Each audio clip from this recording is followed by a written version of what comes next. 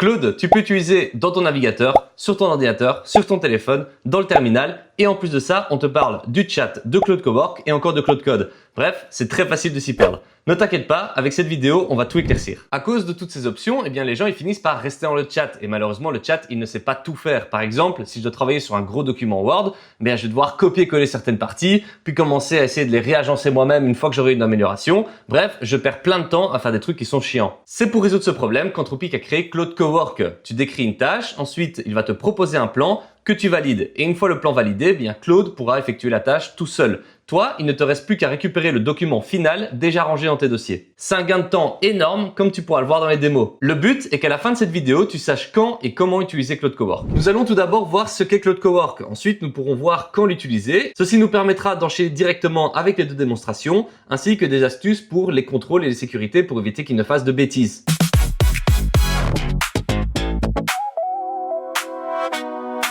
Pour bien comprendre, il faut partir des trois outils qui sont à notre disposition. En premier, nous avons le chat. C'est celui que tout le monde connaît. Tu lui poses des questions, il te répond et ainsi de suite. Le deuxième, il fait souvent parler de lui, c'est Claude Code. C'est la version pour les développeurs qui te permet de coder des projets entiers. Et finalement, nous avons celui qui va nous intéresser pour cette vidéo qui est Claude Cowork. Alors moi, je vois vraiment comme un collègue à qui tu peux déléguer des tâches. D'ailleurs, collègue en anglais, c'est coworker. C'est quelqu'un à qui tu peux donner un travail sans qu'il vienne te poser une question toutes les 5 secondes. Savoir quand utiliser Claude Code est assez évident. Par contre, je vois souvent des personnes faire une erreur et utiliser le chat plutôt que Claude Cowork ou inversement. On atteint très vite les limites du chat si par exemple, au lieu de lui demander simplement de m'expliquer un ou deux PDF, je lui demande une analyse qui est beaucoup plus poussée. Dans Cowork, c'est différent. Tu décris le résultat escompté et puis Claude effectuera lui-même toutes les tâches tout seul pour te livrer le document, le rapport ou encore la présentation. Admettons par exemple que j'ai fait une enquête auprès de mes clients. Eh bien, je peux demander à Claude Cowork d'analyser les réponses obtenues et même de les comparer avec celles des années antérieures. Je peux même aller plus loin et lui demander de me faire un slide qu'il intégrera directement dans ma présentation. Cette tâche nécessite l'analyse de beaucoup de documents PDF et sort du cadre du chat classique. Concrètement, pour pouvoir fonctionner correctement, Claude Cowork a besoin que tu lui montres un dossier dans lequel il pourra travailler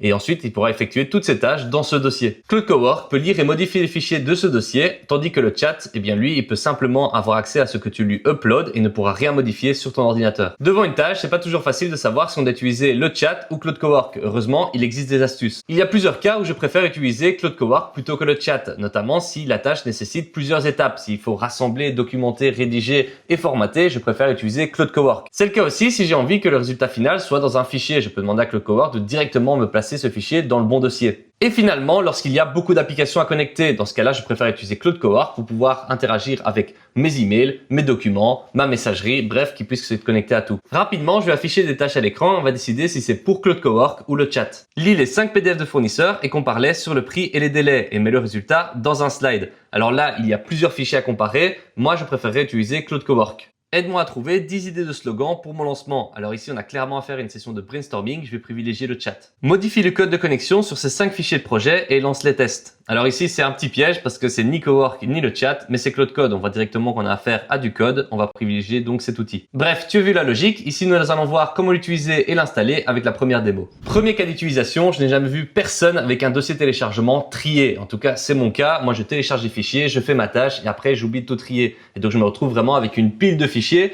que je ne sais même plus à quoi ils se rapportent. Pour utiliser Claude Cowork, il faut absolument avoir téléchargé l'application sur son ordinateur. Si vous utilisez la version web, eh bien vous pouvez facilement trouver l'application simplement en cliquant dans les réglages. Vous êtes souvent invité à la télécharger. Alors toutes les entreprises d'IA changent fréquemment leurs abonnements et donc je ne sais pas si Claude Cowork sera disponible sur la version gratuite au moment de cette vidéo. Mais dans mon cas, j'ai l'abonnement Claude d'une vingtaine d'euros par mois et je peux très bien utiliser Claude Cowork sur mon application. Une fois que vous avez téléchargé l'application, trouver Claude Cowork, c'est très simple. Alors anciennement, il se trouvait ici entre le home et le code, mais avec la nouvelle mise à jour, ils l'ont placé ici dans la fenêtre de chat. Et donc il me suffit de sélectionner Cowork. Une fois que j'ai sélectionné ça, je vais pouvoir choisir un dossier dans lequel travailler. Alors moi j'avais suggéré de travailler dans mon dossier téléchargement, je vais donc cliquer ici et on voit que j'ai 1286 éléments. Je vais donc proposer à Claude de travailler dans ce dossier.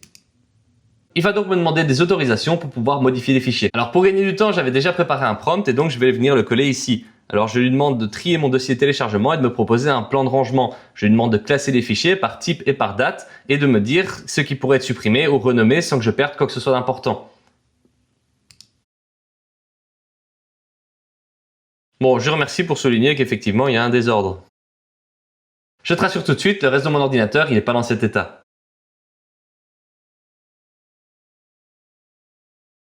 Et donc ici, nous pouvons voir qu'il a répondu. Alors on voit que mon dossier téléchargement est quand même très volumineux puisqu'il fait 41 Go. Et on voit ici en fait qu'il contient beaucoup de vidéos. C'est pour ça qu'il est très volumineux. Et donc il m'a proposé ici tout un système de rangement où il trierait par exemple les vidéos, les photos avec les images, les audios, les documents admin, les docs de projet et les archives. Il m'a également fait une catégorie avec les documents qui pourraient être supprimés. Il m'a également fait une distinction entre les fichiers qui sont réellement des doublons et les fichiers qui sont potentiellement des doublons, notamment par exemple s'ils ont copie ou un entre parenthèses 1 dans le titre. Et donc si je suis d'accord avec sa classification, je peux lui dire vas-y, trie les fichiers faits mais ne supprime rien, virgule, mets-les dans un dossier à supprimer. Voilà. Et donc je vais lui demander simplement de me le faire.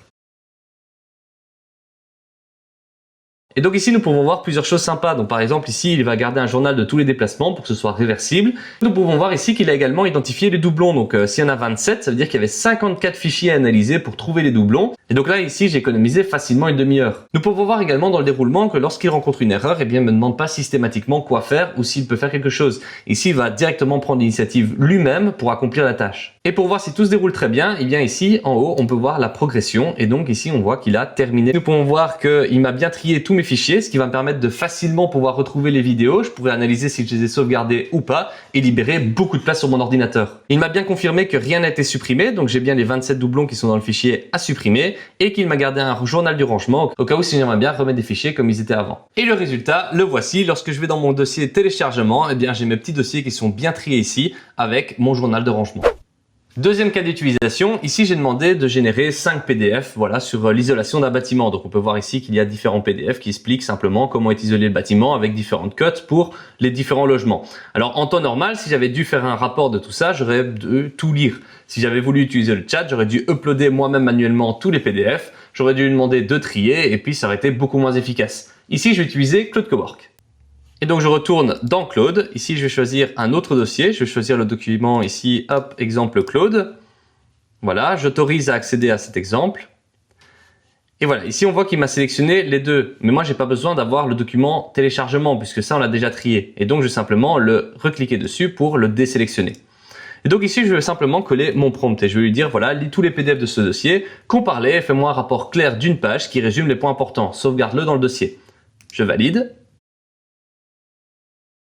On voit ici qu'il m'a proposé différentes tâches, donc il va lire et extraire les 5 PDF, comparer, synthétiser et rédiger un rapport d'une page. Et donc on voit ici qu'il y a toute une initiative derrière ce qu'il fait, parce qu'il ne m'a pas demandé, tiens, est-ce que je peux passer de NPM à Python? Il le fait lui-même directement. Donc ici, on peut voir le rapport qu'il m'a généré. Alors bon, c'était des fichiers que j'avais demandé de générer un peu aléatoirement comme ça, mais c'est quelque chose qui pourrait très bien tenir la route si par exemple je travaillais pour une entreprise qui fait des PEB par exemple.